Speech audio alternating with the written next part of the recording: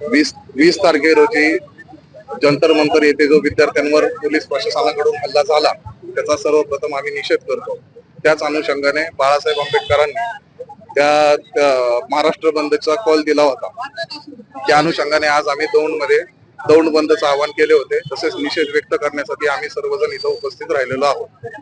आमच्या मागण्या अशा आहेत की विद्यार्थ्यांना न्याय मिळाला पाहिजे आणि धर्मेंद्र प्रधान यांनी राजीनामा दिला पाहिजे। तोपर्यंत हे आंदोलन असंच चालू राहील, बंद होणार नाही। बाळासाहेब आंबेडकरांनी दिलेल्या आदेशानुसार आम्ही पालन केलेलं आहे। कायदा सुव्यवस्था अबाधित राहील याचं आम्ही पालन करून हे निषेध व्यक्त करत आहोत। हे आंदोलन इथं संपवलं। पोलीस प्रशासन हे ड्रेसवर होते, मात्र त्यांच्या छातीवर असं काही नेम प्लेट वगैरे नव्हतं। त्याचबरोबर काही दाढी ठेवलेले पोलीस विदाउट ड्रेस मध्ये असं पोलीस आहे म्हणून ते दाखवत होते। नाही, पोलीस नव्हते ते लाठीचार्ज केले, त्याबद्दल आपण काय सांगा? नाही, बीजेपीचे गुंडे होते सर्व, पोलीस नव्हते त्याच्यात। पोलीस काय, आणि जे पोलीस होते त्यांच्या तोंडाला बांधलं होतं, नंबर प्लेट नव्हते, त्यांचे नेम प्लेट नव्हत्या। आणि जे बाकीचे होते ते सिव्हिलवर होते, मुलं होते, गुंड होते सर्व।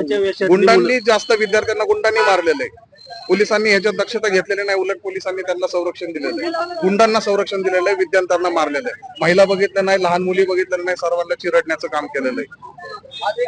काल एक महिला शहीद झाली, त्याबद्दल आपण काय सांगा? त्याबद्दल आम्ही वंचित बहुजन आघाडीच्या वतीने, भारतीय बौद्ध महासभेच्या वतीने व सर्वांच्या वतीने त्यांना भावपूर्ण श्रद्धांजली देतो। त्यांच्या आत्म्यास शांती लाभो आणि गुन्हा दाखल करण्याची मागणी करतो।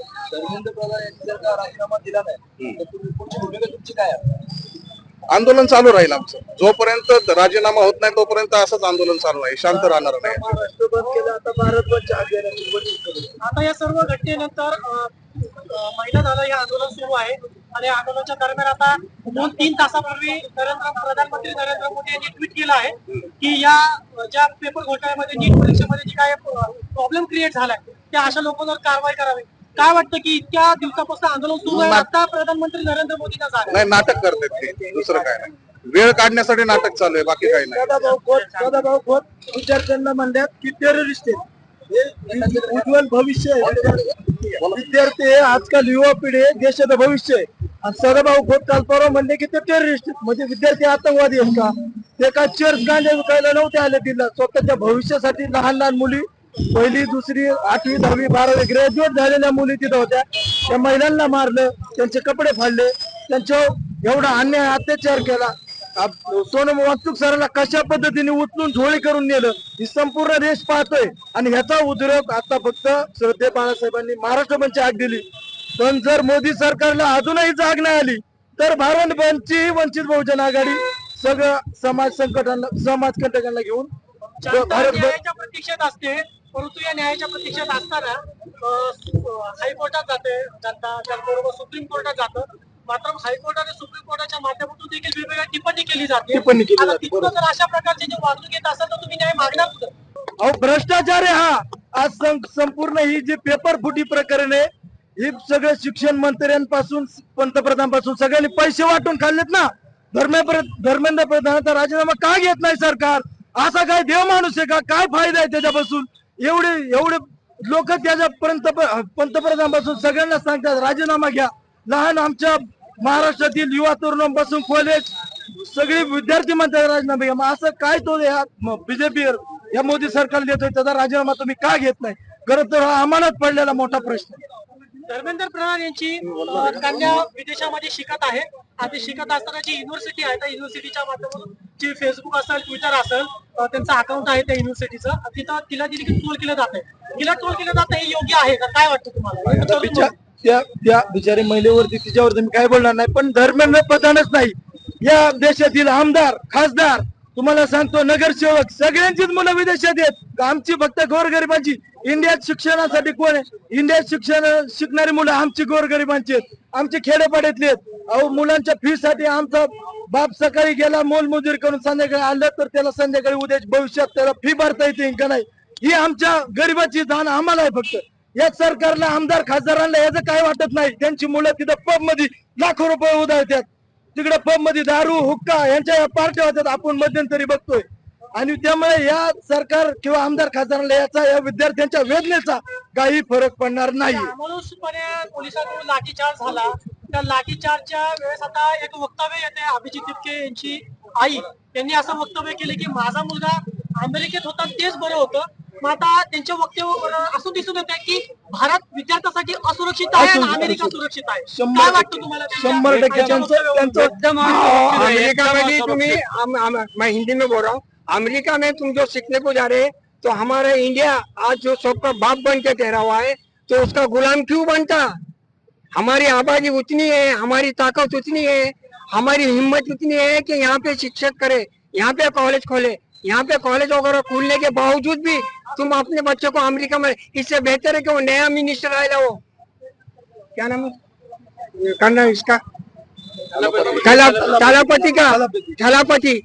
आज तुम सुप्रीम कोर्ट का नाम ले रहे, हाई कोर्ट का नाम ले रहे। हाई कोर्ट, सुप्रीम कोर्ट ही समजा जे आहे ना त्याला बांधलेले आहे, त्यांनी खरेदी केलेली आहे. तर हम आवाम हमारी आवाम हमारी सुप्रीम कोर्ट है। अगर हमारा हक अगर लोगों के भरोसे पे देंगे तो तुम अपना हक कब मांगेंगे? जबकि तुम अपना हक लेने के काबिल है, तुम्हारे पास में इतनी हिम्मत है और तुम दूसरे के पास जाकर बोलते कि हमको आधी रोटी चाहिए, पाव रोटी चाहिए।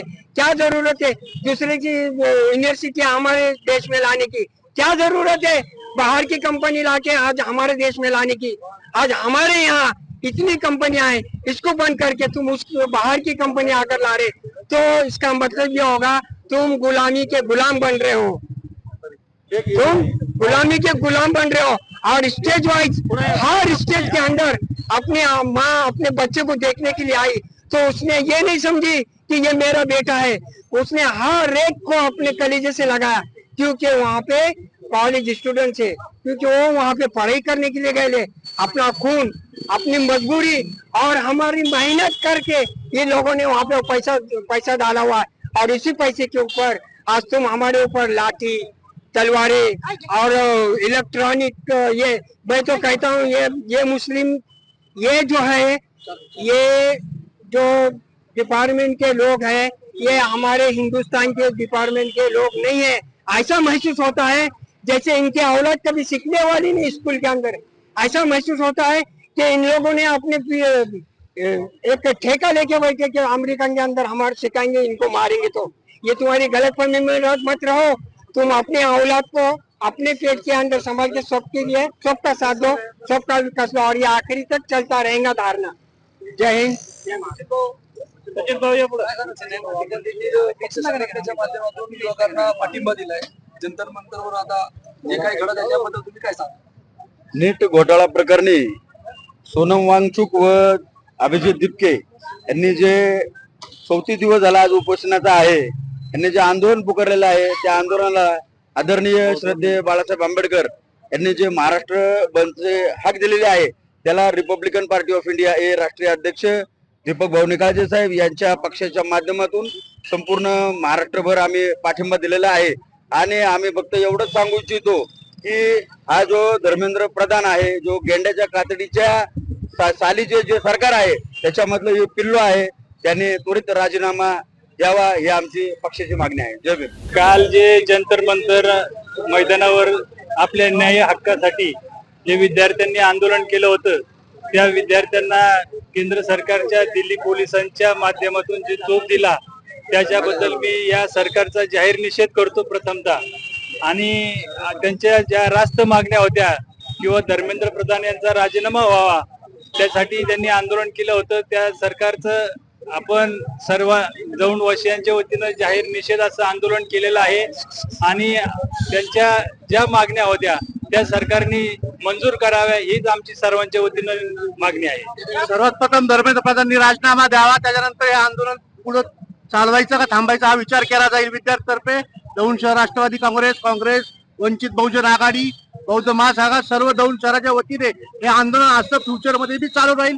एवढ्याचा जर त्यांनी राजीनामा दिला नाही धर्मेंद्र प्रधान शिक्षण मंत्र्यांनी तर हे आंदोलन कंटिन्यू चालू राहील। आज उद्याच्या ह्याच्यात त्यांनी राजीनामा नाही दिला तर आम्ही पुढच्या आठवड्यामध्ये दौंड बंदचा हाक देऊ, हे 100% आम्ही हाक देऊ। प्रधानमंत्री नरेंद्र मोदी आणि शरद पवारांची काय आता भेट झालेली आहे, त्या भेटीमध्ये काय माहिती आली का, त्याची काही चर्चा झाली की असं? नाही त्याचं काय माहित नाही आम्हाला, तशी तुमच्यापर्यंत काय नाही माहिती आहे? पोहोचलेलं नाही। तुम्ही त्या भेटीच्या दरम्यान तुम्ही पाहिलं ना, तर तुम्ही शरद पवार साहेबांना काय मेसेज देणार का या न्यूजच्या माध्यमातून?